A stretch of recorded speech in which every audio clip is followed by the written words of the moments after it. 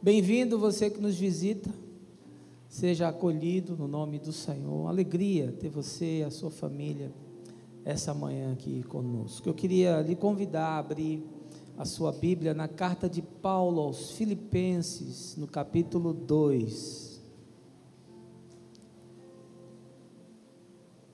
Carta de Paulo aos Filipenses, capítulo de número 2. Eu vou fazer a leitura usando a versão King James. Diz assim o texto: Sendo assim, meus amados, como sempre obedecestes, não somente na minha presença, porém muito mais agora na minha ausência, colocai em prática a vossa salvação com reverência e temor a Deus, pois é Deus quem produz em vós tanto o querer como o realizar, de acordo com a sua boa vontade. Fazei tudo sem murmurações nem contendas, para que vos torneis puros e irrepreensíveis filhos de Deus, inculpáveis, vivendo em um mundo corrompido e perverso, no qual resplandeceis como grandes astros no universo, retendo firmemente a palavra da vida, para que no dia de Cristo eu tenha motivo de me gloriar no fato de que não foi inútil que corri e trabalhei. Contudo, ainda que a minha vida esteja sendo derramada como oferta, juntamente com o sacrifício e o serviço provenientes da vossa fé, alegro-me e me congratulo com todos vós, e pelo mesmo motivo alegrai-vos e acompanhai-me neste júbilo. Tenho esperança no Senhor Jesus, de que em breve vos poderei enviar Timóteo, para que eu também me anime recebendo notícias vossas, pois não tenho ninguém que tenha esse mesmo sentimento, que sinceramente zele por vosso bem-estar, porquanto todos procuram cuidar apenas de seus próprios interesses, e não se dedicam ao que é de Cristo Jesus. Entretanto, sabeis vós que Timóteo foi aprovado, porque serviu comigo na ministração do Evangelho, como um filho cooperando com seu pai. Portanto, é ele quem espero vos enviar, tão logo tenha certeza sobre minha situação, tendo fé no Senhor, que em breve também eu poderei ir ter convosco. Mesmo assim, creio que será necessário enviar-vos de volta Epafrodito, meu querido irmão, auxiliador e companheiro de lutas, mensageiro a quem enviastes para me ajudar nas minhas necessidades, pois ele tem saudade de todos vós e se sente angustiado por saberdes que ele havia adoecido. De fato, ele esteve gravemente enfermo, à beira da morte, mas Deus se compadeceu dele, e não apenas dele, mas igualmente do meu coração, para que eu não fosse afligido por tristeza sobre tristeza. Por isso o enviarei a vós com mais urgência, a fim de que possais vos alegrar ao vê-lo novamente, e com isso eu sinta menos tristeza.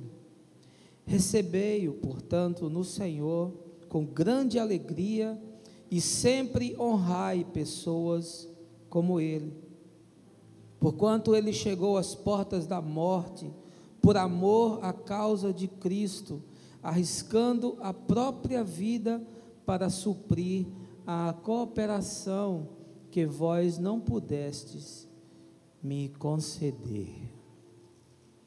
Que a palavra do Senhor seja aplicada ao nosso coração, moldando o nosso caráter e nos desafiando a um caminhar seguro, no nome de Jesus. 5 meses atrás, Gabriela, minha filha, comprou um ingresso para o show de uma cantora americana chamada Demi Lovato. Ela gosta muito dessa cantora, acompanha as notícias, ouve as músicas. E quando soube que ela vinha para o Brasil, pegou as suas economias e convenceu o tio, que tem um cartão do Citibank, que permitia então a compra e o acesso a um espaço melhor, e adquiriu os ingressos para um show que seria agora, essa semana que passou. E aí ela disse: pai, eu comprei os ingressos e eu queria que você fosse comigo. E eu fiquei pensando, poxa, Deus ouviu as minhas orações, né? Porque era meu sonho assistir Demi Lovato. Eu, um roqueiro, que minha vida toda escutei Led Zeppelin, Pink Floyd, Deep Purple, Rush, agora estaria no show assistindo Demi Lovato. E eu disse: claro, filha, papai vai com você. E me preparei esses meses para esse evento, psicologicamente, fiz um reforço. E essa semana nós viajamos. Na quinta-feira do show, saímos de Recife pela manhã, chegamos em São Paulo mais ou menos 1h da tarde, deixamos as malas no hotel, almoçamos e seguimos para o Citibank Hall, que é o antigo Credit Card Hall, que eu já conhecia, para assistir então ao show de Demi Lovato. Eu não fui para São Paulo para ver um show. Eu fui para São Paulo porque eu queria estar com a minha filha. E eu fui aproveitar essa extraordinária oportunidade para aprender algumas coisas, para ensinar outras. Chegamos às 5h da tarde para um show que começava às 8h30. E chegamos muito tarde. A fila já ocupava todo o espaço externo do Credit Card Hall, que é enorme, e estava 1,5 km para fora. Chovia bastante em São Paulo, ventava, o espaço aberto, frio intenso. Acho que sensação térmica devia estar na faixa de uns 10 graus, apesar da temperatura estar em 16. E nós saímos caminhando para achar um lugar na fila. Eu comprei o guarda-chuva do taxista que nos levou, e logo que descemos, comprei uma capa para a Gabriela de chuva, que cabia nela, mas não cabia em mim. As capas eram todas para adolescentes. Eu, com esse modelito, não havia capa que me comportasse. E aí eu fiquei só com o guarda-chuva e saímos andando, tentando achar o fim da fila. E aí, lá pelas tantas, você vê que a empreitada vai ser difícil.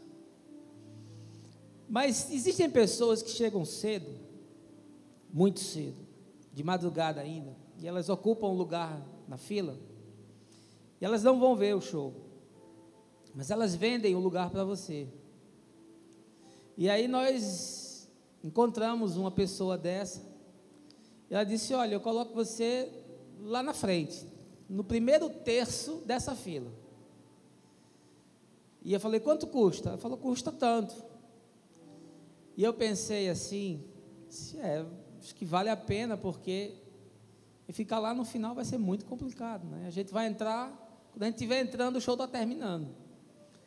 E aí nós fomos para esse local, a pessoa cede o espaço, você entra naquela vaga, fica assim um constrangimento, mas como você não é mais um na fila, na verdade saiu alguém para você entrar, diminui o trauma. E aí começou, irmãos, a grande luta.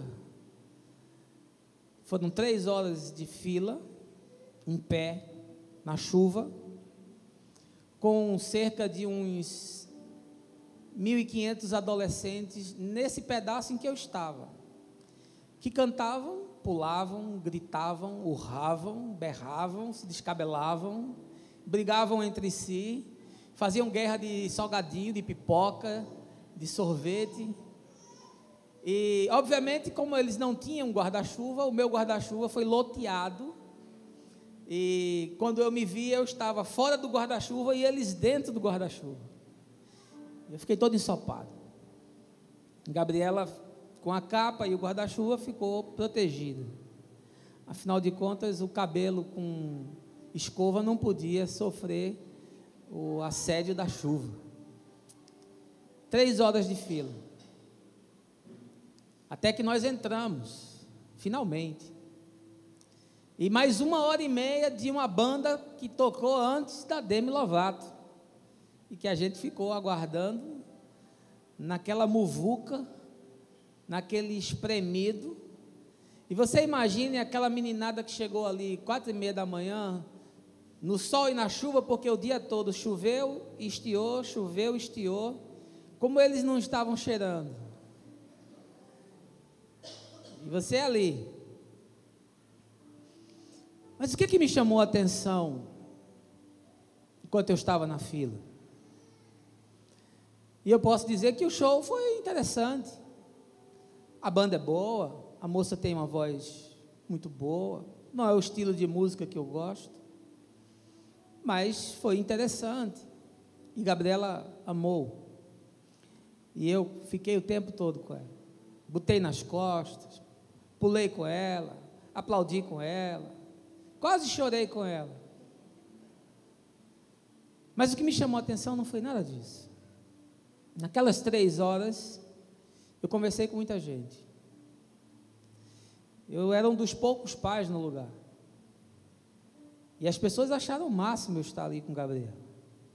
E eu com esse cabelo de roqueiro louco, acho que a turma pensou que eu curtia Demi Lovato. E eu comecei a conversar com eles. E alguém me disse que estava ali há 3 dias, acampado, numa barraca, fazendo necessidades por ali, escondido, atrás de árvore, tomando banho de lata. Uma outra me falou que tinha chegado às 4h30 da manhã. E o frio muito intenso, ela estava tremendo muito, com um short apenas e uma blusa, os lábios roxos. Ela me dizia: vale qualquer sacrifício. Demi Lovato tem 21 anos, e ela hoje é seguida por milhões de adolescentes e jovens do mundo inteiro, porque ela vem de uma história de sobrevivência. Ela sobreviveu ao descaso da família, do pai que a deixou, sobreviveu às drogas, e sobreviveu ao bullying na escola, sofreu de bulimia, e de repente essa moça se recuperou, começou a compor, se tornou um sucesso mundial, ganhando milhões de fãs e milhões de dólares, gravando e fazendo uma turnê internacional de grande porte. Demi Lovato escreveu um livro, no qual ela conta experiências da sua vida, e o livro tem 365 páginas, uma página para cada dia do ano. Em cada página que você lê, tem uma mensagem legal. E ela posta o que faz no Twitter, e coloca os vídeos no Instagram, e todo mundo acompanha. Eu vi adolescentes que sabem mais da vida de Demi Lovato do que a maioria dos crentes que eu conheço sabe sobre Jesus. Eles leem o livro todos os dias, muito mais do que os crentes que eu conheço leem a Bíblia. No show, muitos jovens desmaiaram. E eu conversei com um bombeiro num determinado momento que fazia a retirada, e eu disse: eles estão drogados? Ele disse: não, eles estão com fome. Nós tiramos daqui, levamos para o soro, daqui 10 minutos eles voltam. Não é droga, não é álcool, é fome, é frio. Eles ficaram 15 horas aí fora, na fila. Eu conversei com uma jovem que disse: ela é minha referência. Ela sobreviveu. Ela tem algo a ensinar para a gente. Ela tem algo a passar para a gente. E por isso, vale qualquer sacrifício para estar no mesmo ambiente, para estar junto, para estar perto. Eu sei que eu não vou tocar. Eu sei que eu não vou falar. Eu sei que eu sou um rosto entre 7.500 que estão hoje aqui. Conversei com um rapaz que veio da Zona Leste, ele tinha 15 anos. Quem conhece São Paulo sabe que o Crédito Carrol fica na Zona Sul. Da Zona Sul para a Zona Leste em São Paulo é muito distante. E eu perguntei: como você vai fazer quando terminar o show, lá para 00:30, 1h da manhã? Ele disse: eu não tenho mais como voltar para casa, eu vou dormir aqui na rua. Eu vou ficar aqui. E eu fiquei olhando para aquela gente, meninada, da idade de Gabriela, 12, 15, 17, 19, 20 anos. E eles não têm heróis, os heróis deles são Demi Lovato, Justin Bieber. Eles ficaram com fome, com frio, com sede. Eles fizeram muito mais do que a grande maioria dos crentes que eu conheço. Eu ia pregar para vocês outro tema hoje, mas no voo ontem de São Paulo, o Espírito de Deus me incomodou para falar sobre o que eu vou falar. Baixa a sua cabeça, feche os seus olhos. No meio de uma geração sem heróis, Senhor, de uma igreja sem compromisso, num tempo, como disse Stuart Holden, em que sacrifica-se o ideal no altar da conveniência, num tempo de mãos frouxas, de pés acomodados, de corações endurecidos e de consciências cauterizadas, nós aguardamos que ainda haja 7.000 homens e mulheres que não se dobraram ao Deus desse mundo, à cultura desse século. Nós esperamos aqueles que hão de se levantar e anunciar que só pode haver salvação e vida em Jesus. Dá-nos a tua graça essa manhã e fala com o teu povo conforme tu mesmo me dissestes que falaria, no nome de Jesus, amém. Carta de Paulo aos Filipenses é provavelmente a carta mais intimista que ele escreveu. Os filipenses eram parceiros de Paulo.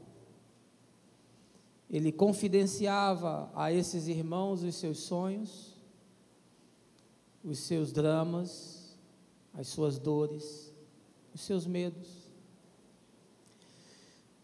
Calcula-se que ela foi escrita mais ou menos em 61 depois de Cristo, e muito provavelmente Paulo estava preso em Roma, naquela prisão ainda domiciliar, porque depois Paulo foi levado às masmorras, mas ele estava numa casa com uma guarda que fazia vigilância, com alguma liberdade e algum conforto. cidade de Filipos foi fundada pelo rei Filipe da Macedônia, pai de Alexandre o Grande, e é nessa cidade de grande relevância, mas pequena, que Paulo investe e estabelece essa primeira igreja na Europa. Estava ali um pequeno grupo de irmãos, gente boa de Deus, uma igreja encravada no velho continente, que daria frente a muitas iniciativas. E Paulo foi cuidado por essa pequena comunidade, com muito zelo e com muito carinho. Nós sabemos, pelos relatos de Atos, que 2 vezes eles enviaram uma oferta grande para suprir as necessidades do apóstolo. E agora, nessa carta que Paulo escreve para agradecer, uma terceira oferta que foi enviada, mais generosa ainda, porque eles tomaram conhecimento que Paulo estava preso, e mandaram um dos obreiros que trabalhava na cidade de Filipos, naquela igreja, chamado Epafrodito, que era um colaborador de Paulo. E esse homem foi enviado com os donativos, e também foi enviado para servir a Paulo por um tempo, para ajudá-lo nas suas necessidades. Mas Epafrodito, chegando em Roma, foi acometido de alguma enfermidade que o texto não relata e ficou à beira da morte. E Paulo nos conta aqui nessa leitura do capítulo 2, que pediu a Deus que não acumulasse sobre ele mais aquela tristeza de perder esse homem que sacrificou a sua própria vida e colocou em risco a sua própria vida para poder trazer esses mantimentos e para poder servir ao apóstolo. No relato, Paulo diz que agora está devolvendo Epafrodito de volta. Disse: olha, ele está com muita saudade para ver vocês. Eu quero enviá-lo para que vocês se tranquilizem de que ele está bem. E vou mandar também, juntamente com ele, o nosso irmão Timóteo, filho na fé de Paulo, que mais na frente se tornaria pastor da igreja de Éfeso, e que era um colaborador zeloso. Paulo diz que já tinha dado provas da sua envergadura, do seu compromisso. Estaria enviando Timóteo, juntamente com Epafrodito, para animar a fé dos irmãos, para levar notícias suas. Estava lendo esse texto ontem no avião, e quando li e vi os contornos dessa passagem, me lembrei de vocês imediatamente. Aliás, me lembrei de vocês o tempo inteiro. Por isso fiquei publicando fotos de cada etapa do show, para que vocês pudessem acompanhar como é que estava a nossa estadia lá em São Paulo. Até onde você vai por Jesus? Que sacrifícios você faz por Jesus? Qual é o tipo de compromisso que você tem com o Senhor? Qual é o envolvimento que você tem com a causa do Evangelho? O que você faz sem esperar um retorno? Que nível de espiritualidade você tem, expressa nas suas ações, na sua prática de vida? Paulo escreve aos Filipenses, aqui logo no verso 12, ele exorta os irmãos e diz: ó, coloquem em prática a vossa salvação, coloquem em prática, não fiquem só com as teorias, não fiquem só com as promessas, mas coloquem em prática, para que vocês possam se desenvolver. onde você vai, meu irmão? O que você tem feito?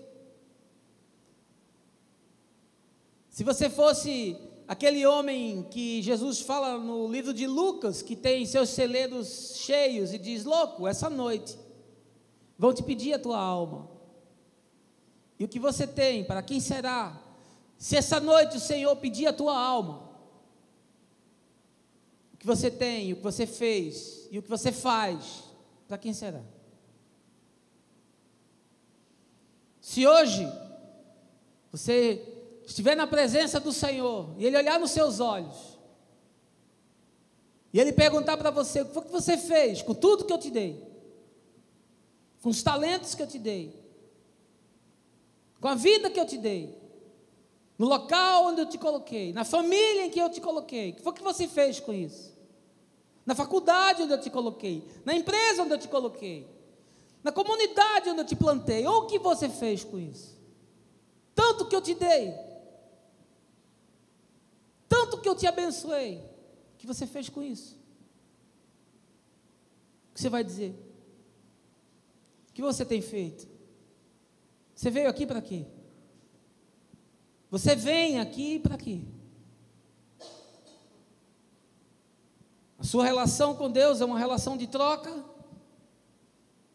de dar cá e recebe acolá, e de investe aqui, planta aqui para colher ali. Como é que você se relaciona com Deus? Você se relacionaria com Jesus sem interesses, sem retornos, sem promessas?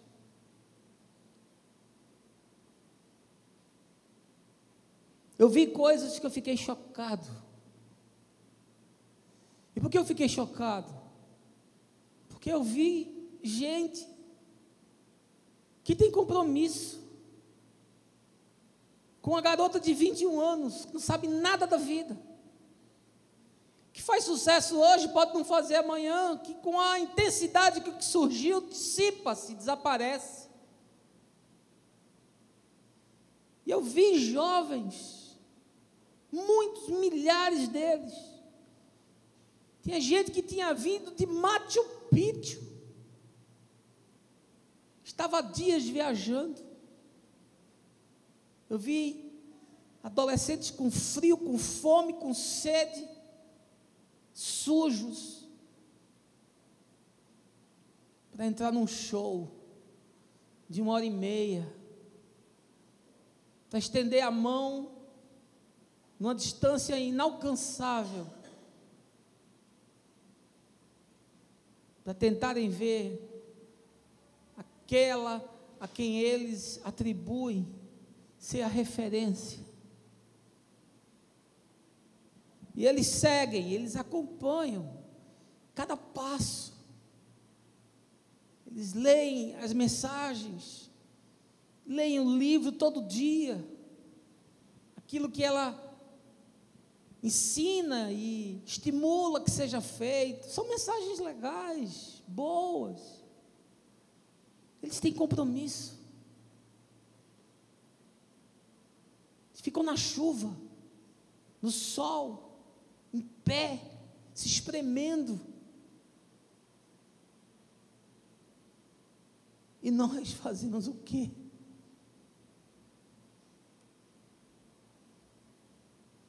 Fizemos uma ação comunitária recentemente aqui no Morro de Santa Isabel. Márcio não conseguiu juntar 10 pessoas para subir aqui. 1 hora de divulgação de panfleto.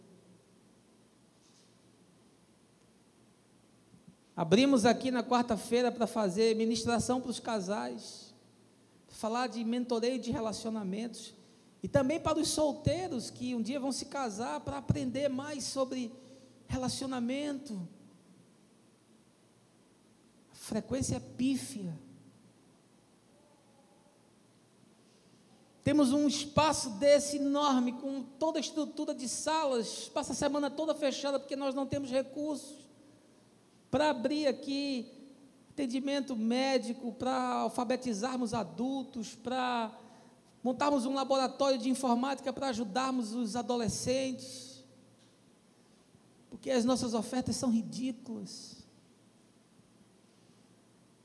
O cara diz: eu dou, mas eu só dou se for constrangido. Eu dou, mas eu só dou se tiver culpa.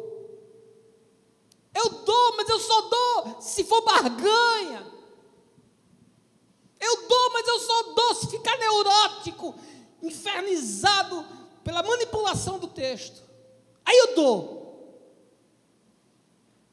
Mas se você me libertar, se você me trouxer a consciência do Evangelho, se você esperar que eu tenha um coração grato, se você esperar que eu seja generoso, se você me der a liberdade de fazer ou não fazer, não espere de mim, porque eu não dou.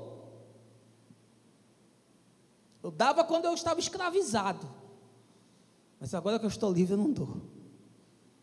Uma menina disse para mim, eu passei o ano todo juntando esses R$350. Olha, eu não tenho uma roupa, meu sapato está assim, ela mostrou, estava furado. Eu deixei de ir para a festa. Se eu disser uma coisa para o senhor não vai acreditar. Eu falei, o que foi, filha? Eu deixei de comer para juntar esse dinheiro. Mas eu queria estar na pista, eu queria estar perto. E se eu tivesse, eu pagava R$800 para ir lá agora, e em 10 segundos tirar uma foto com ela, que eu não posso nem falar, eu tenho que entrar calada, ela bate a foto e eu saio.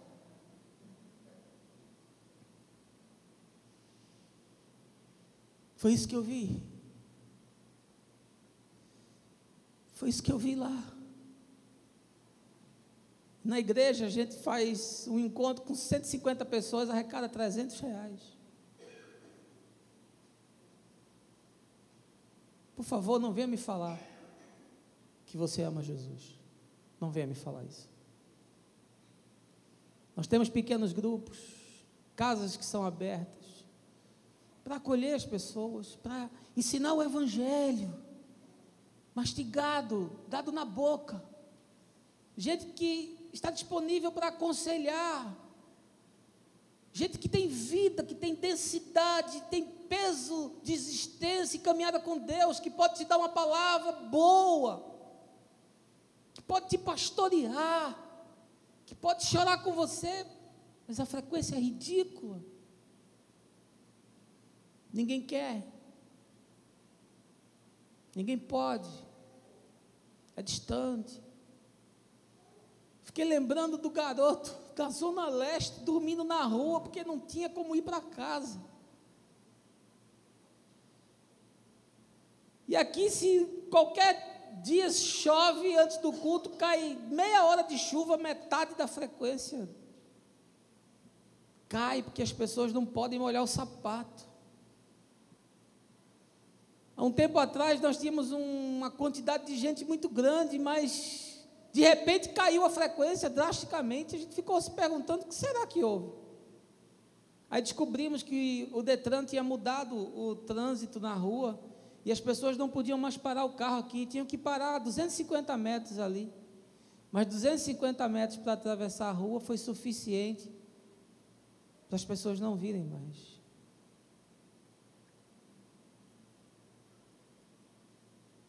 Esse é o nosso sacrifício. Esse é o nosso compromisso. Essa é a nossa disponibilidade. A semana passada nós não fizemos o encontro aqui na quarta-feira, porque não ia ter ninguém, porque era a final do campeonato pernambucano. Eu gosto do esporte. Eu torço.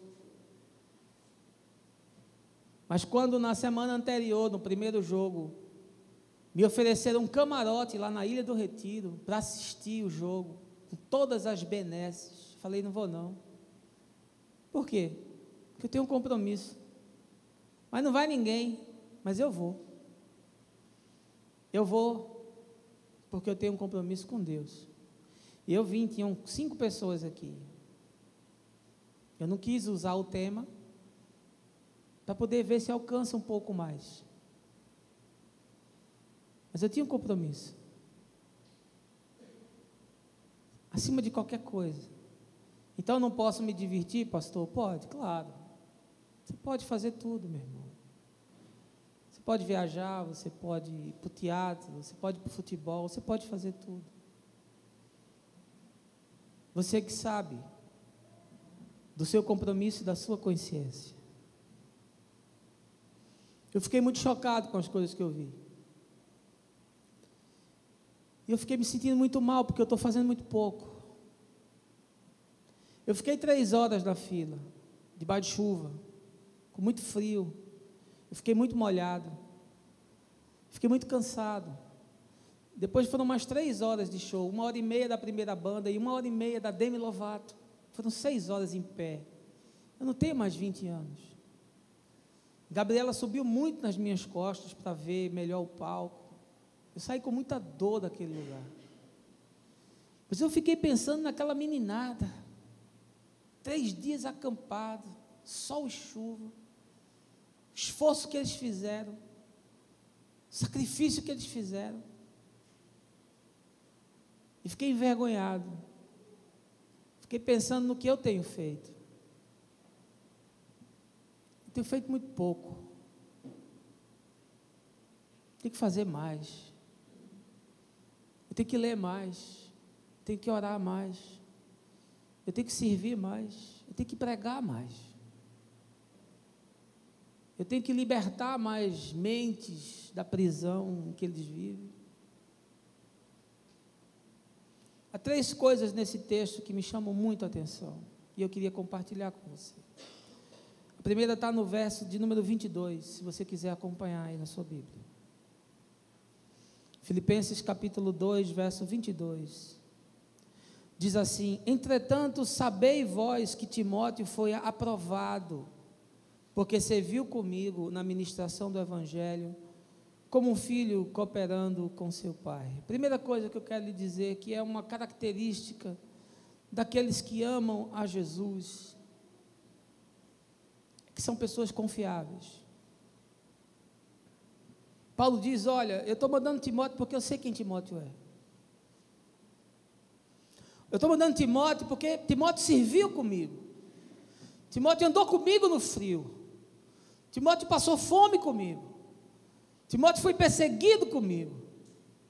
Timóteo gastou tempo de oração comigo, aprendendo a palavra comigo, visitando os enfermos, entrando nas casas, correndo riscos.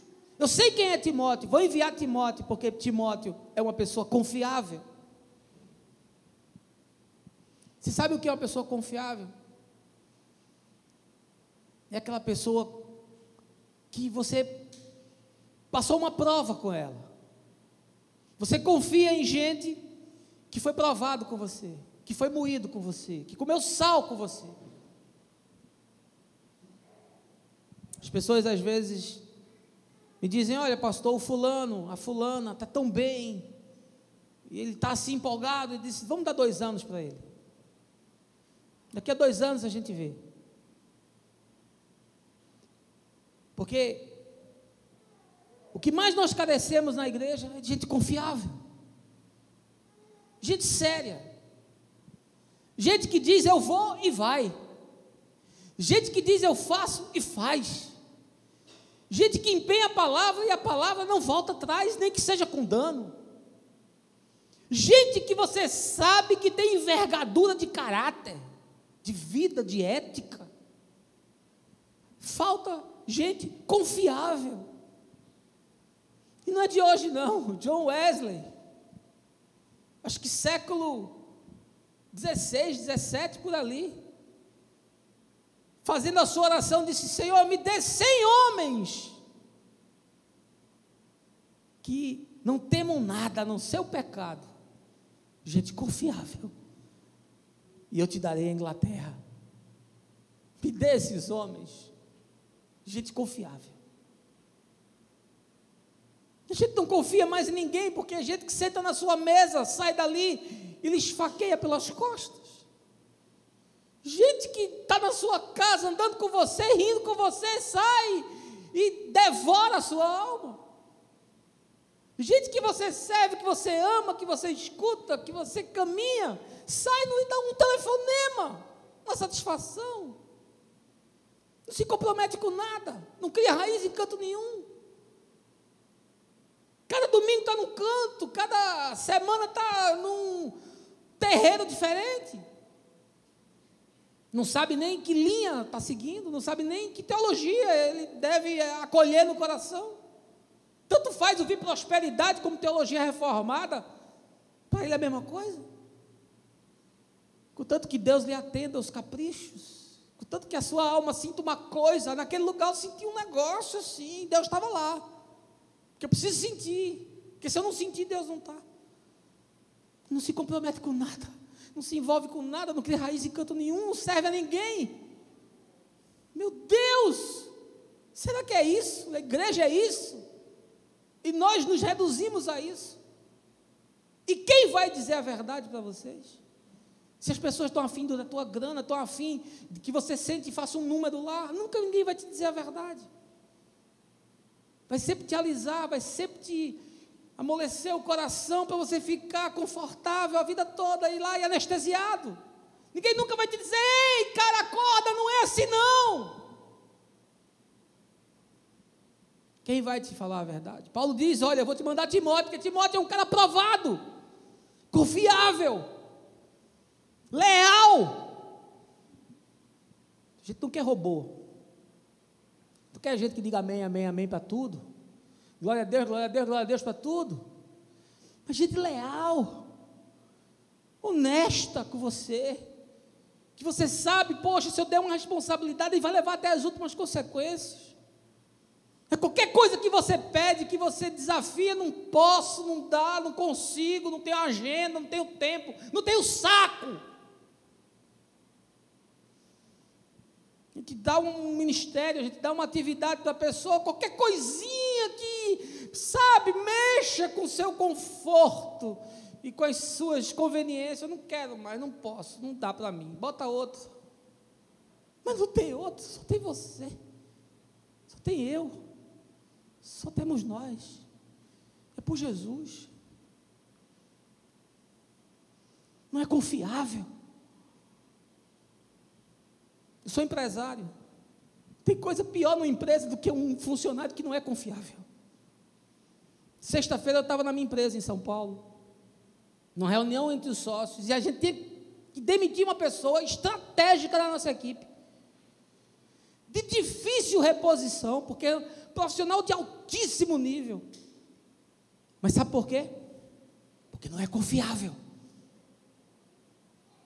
Não dá para você ter uma pessoa na sua estrutura e nível de decisão que não é confiável. E a gente olha para a igreja, esperando encontrar gente confiável, gente leal. Poxa, cadê estão essas mulheres e esses homens? Por Jesus. Onde estão os jovens que queiram cuidar de jovens, para que eles não fiquem servindo e seguindo Demi Lovato? Onde estão os jovens líderes para se comprometer com uma causa? Para olhar para aqueles adolescentes naquela fila que estão indo para o inferno, estão vivendo já no inferno hoje, com vidas totalmente designificadas e perdidas e vazias. E ninguém que ame aquela gente. E ninguém que diga, poxa, eu tenho que fazer alguma coisa. Timóteo era confiável, provado. Gente que suporta pressão. Gente que aguenta o tranco. Gente que faz as coisas com dano próprio, gente que carrega a sua cruz, que se nega, que vai às últimas consequências. Onde estão os confiáveis?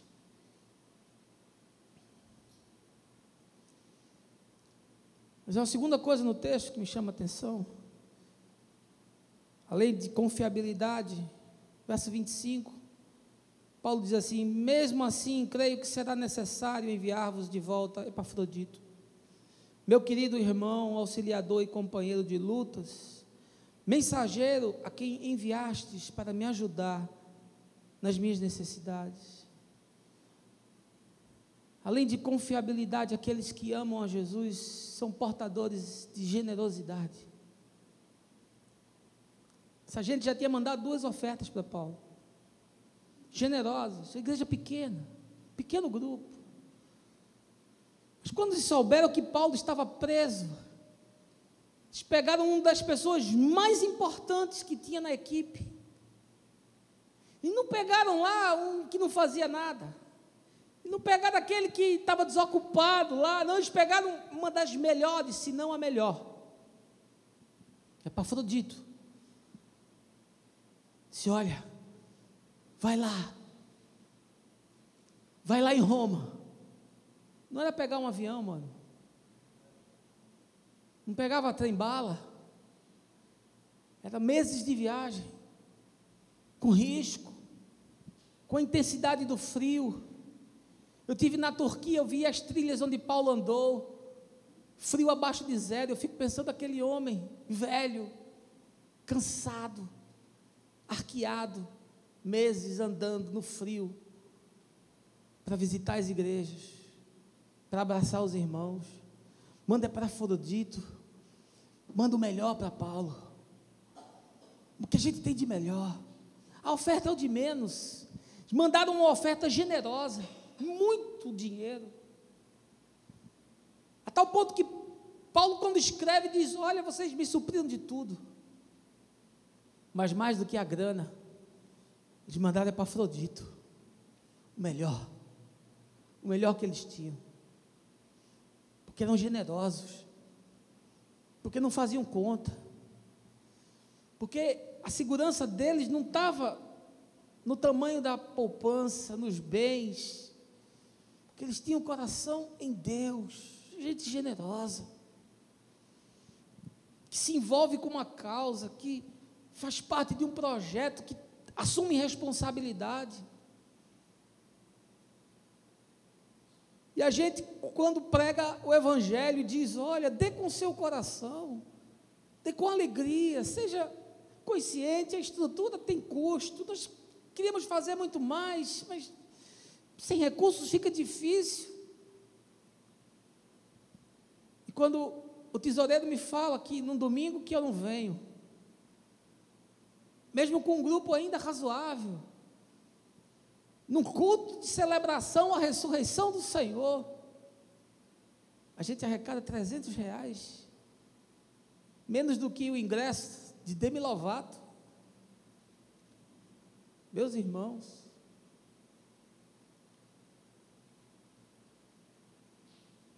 não dê esmola para o Senhor, a quem deu o sangue por você. Você pensa que você está dando dinheiro para mim?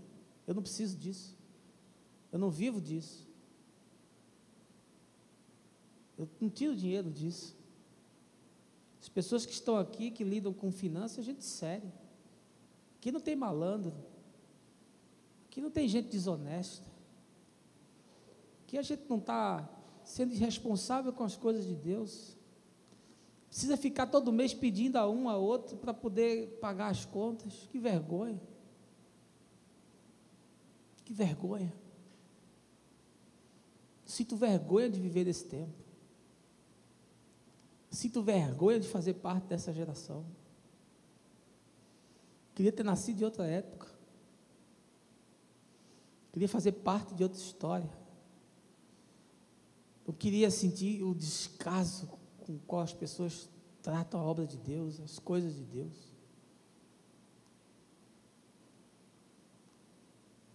Epafrodito, você é o melhor que nós temos, vamos te enviar para cuidar de Paulo, leva essa oferta generosa para o nosso irmão, gente de Deus, desprendida,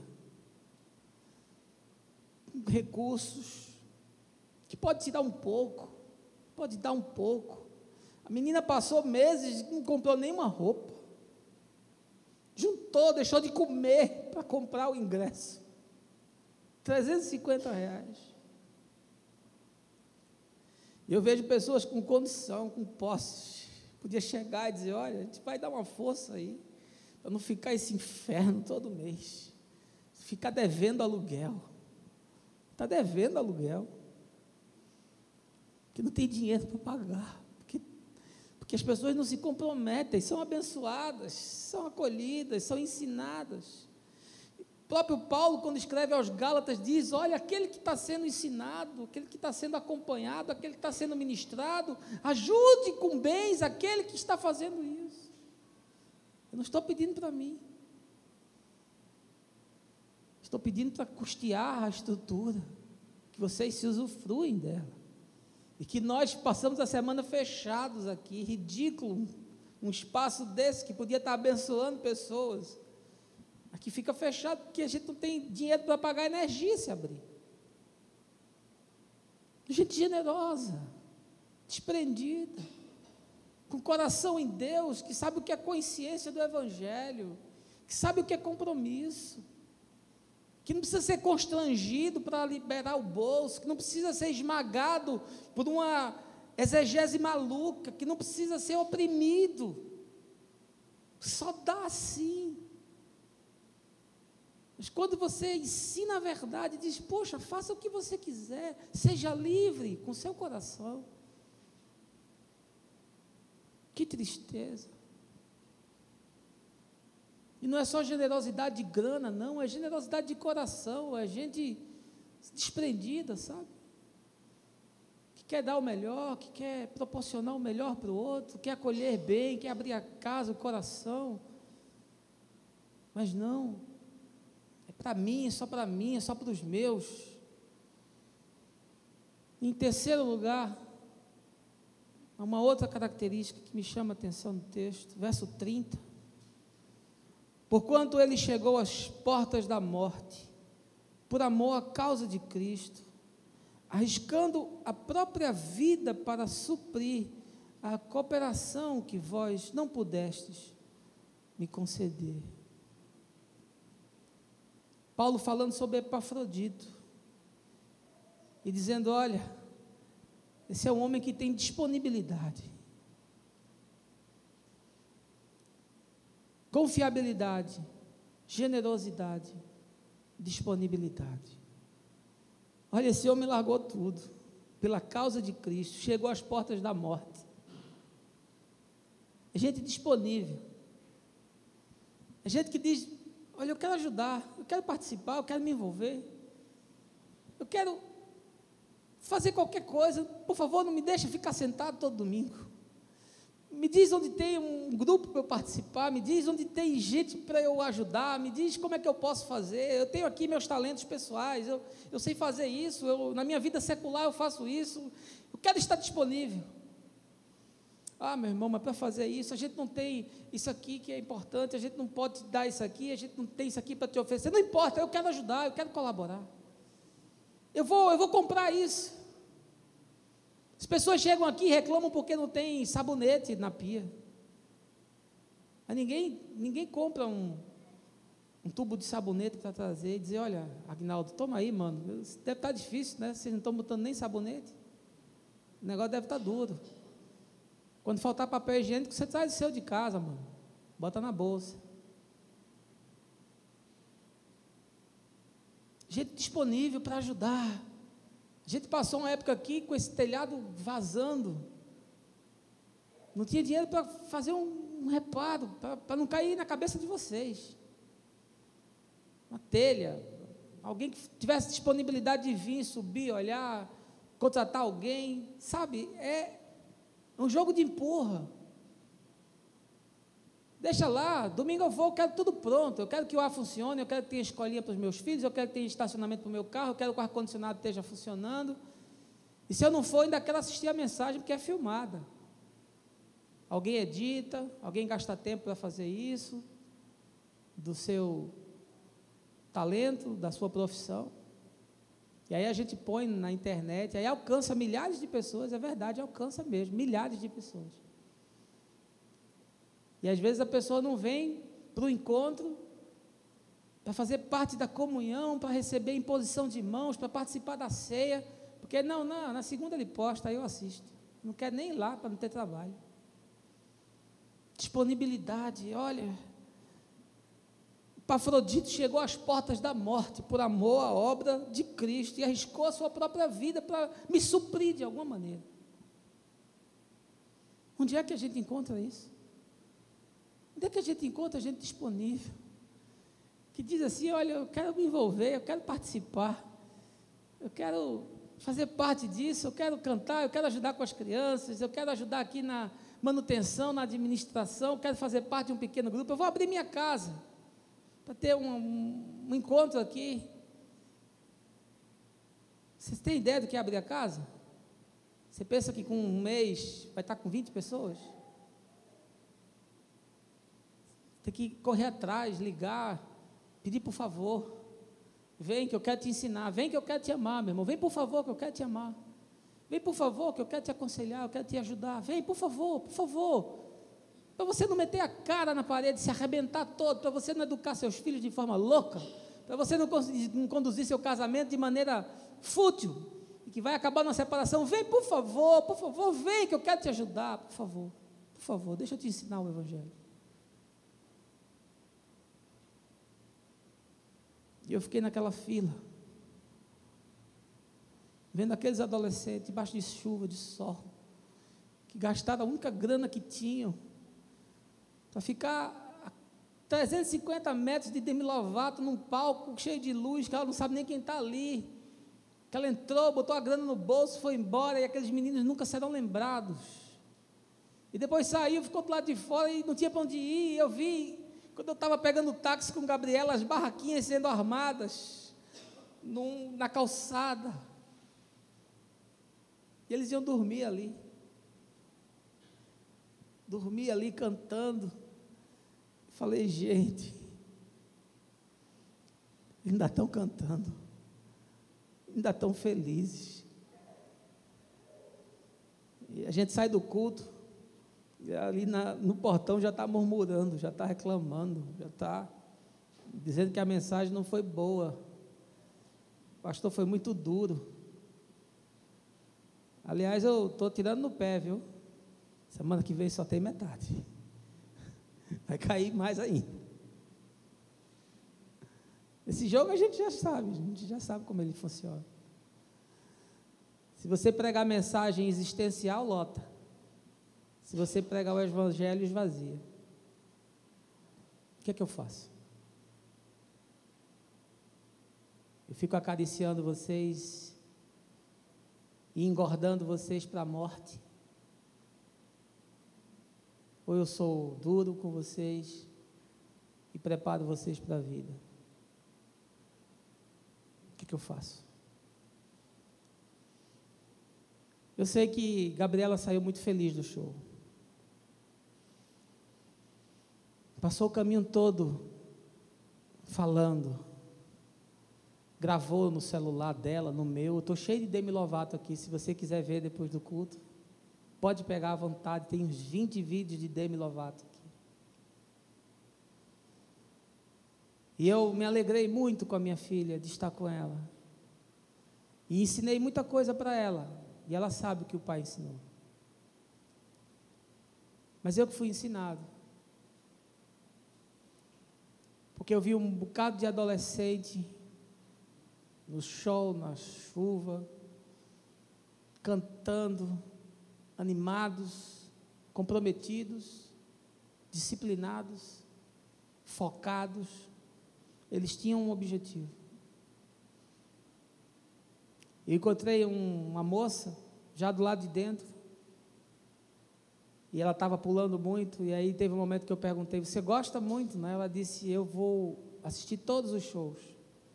Eu assisti o de segunda, o de ontem, o de hoje, e vou ver o de amanhã. Eu comprei todos os dias. Se você não cansa, não? Falou, quando a gente faz o que a gente ama, a gente nunca cansa. E eu fiquei pensando, quando a gente faz o que a gente ama, eu fiquei me lembrando que às vezes 2 horas de culto é um suplício, que por causa de um estacionamento as pessoas deixam de vir, por causa da chuva as pessoas deixam de vir, Por causa do incômodo, as pessoas deixam de trabalhar, deixam de se comprometer, deixam de participar. Eu fiquei pensando, eu não queria viver esse tempo. Não queria, meus irmãos. Eu queria estar em outro lugar. Eu queria estar num lugar de gente confiável, de gente generosa, de gente disponível, gente que foi transformada pelo Espírito de Deus, gente que teve um encontro genuíno com Jesus, gente que a cruz mudou o eixo existencial, abriu a alma para o lavar regenerador do Senhor, que o sangue mudou a consciência, que a vida foi ofertada como libação a Deus. Não queria fazer parte de uma geração de pessoas anestesiadas, descompromissadas, desinteressadas. Não queria. Não sei como você se sente. Não sei se isso lhe aflige. Não sei se isso lhe incomoda. Talvez você que está me ouvindo, a palavra entre no seu coração.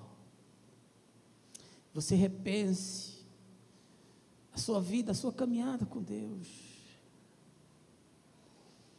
Quando João escreveu a sua mensagem no Apocalipse capítulo 2, escrevendo à igreja de Éfeso, na qual ele tinha servido, e é o próprio Jesus quem está mandando aquela carta, ao anjo da igreja de Éfeso, escreve: tenho uma coisa contra você, você deixou o seu primeiro amor. Faz 31 anos que eu caminho com Jesus, eu já fiz muito, eu já subi muita ladeira de morro, já andei dentro de favela, já andei dentro de hospital, dentro de cadeia, eu já preguei em cima de tudo que você possa imaginar, e já toquei em cima de tudo que você possa imaginar, em todo o ambiente que você imagina, mas eu não fiz nada ainda. Sabe por quê? Porque o que eu fiz ontem já foi. Deus é Deus de hoje, nem de ontem, nem de amanhã, porque amanhã você não sabe se está vivo. Deus é Deus para agora. Deus é Deus para esse dia de hoje. E o que você tem feito? Até onde vai o seu compromisso? Até onde vai o seu serviço? Até onde vai a sua disponibilidade? Até onde vai o seu amor? Heber, por favor. Até onde, meu irmão? Eu quero lhe dar a oportunidade de você aí no seu lugar, você fazer um momento de oração com Deus. Vasculhe aí o seu coração, vasculhe a sua consciência,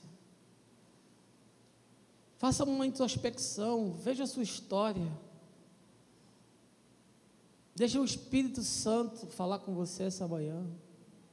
Eu não preguei, eu compartilhei, eu não tinha preparado isso, eu tinha preparado outra mensagem, mas o Senhor me falou no voo ontem, para falar essas coisas, mesmo de forma totalmente desestruturada, mas Ele disse: fala, porque eu vou falar com as pessoas, eu não posso falar com você, não há oratória no mundo que entre num coração, não há nenhuma homilética que entre numa consciência a ponto de despertá-la para a fé e para o amor. Não é possível. É possível manipular, é possível enganar, mas não é possível quebrantar para a verdade, não é possível sensibilizar para a fé e para o Evangelho.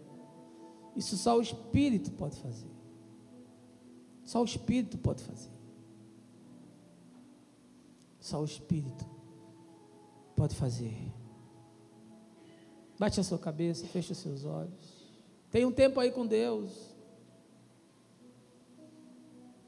O profeta Jeremias diz: provemos os nossos caminhos, esquadrinhemos os nossos caminhos e voltemos ao Senhor. Quem sabe essa manhã é um dia de Deus pôr um fogo novo aí no teu coração. Quem sabe hoje é o dia em que Deus vai te convencer do teu pecado, do teu descaso, da tua insensibilidade, da tua vaidade, do teu orgulho, da tua avareza, do teu cansaço, das tuas desculpas. Quem sabe hoje é o dia em que homens e mulheres aqui vão ser despertados para um caminhar novo com Deus. Quem sabe outros tantos e milhares que vão ouvir essa mensagem. Quem sabe é hoje o dia.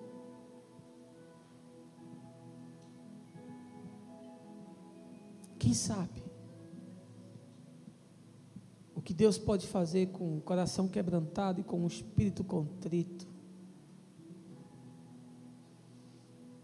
Levanta, Senhor, os valentes de Davi. Levanta homens e mulheres na tua casa. Levanta gente confiável, gente generosa, gente disponível. Jovens, velhos. Levanta aqueles que têm um sonho, uma chama, que querem ver o Evangelho sendo pregado, que têm fome de almas. Faz isso hoje, Senhor. Desperta esse povo.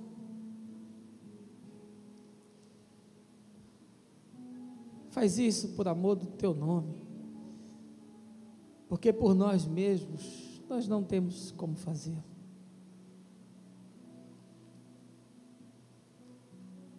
Toca no nosso coração, sensibiliza-nos para a tua boa obra.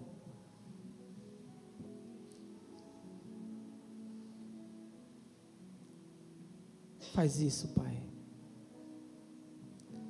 no nome de Jesus.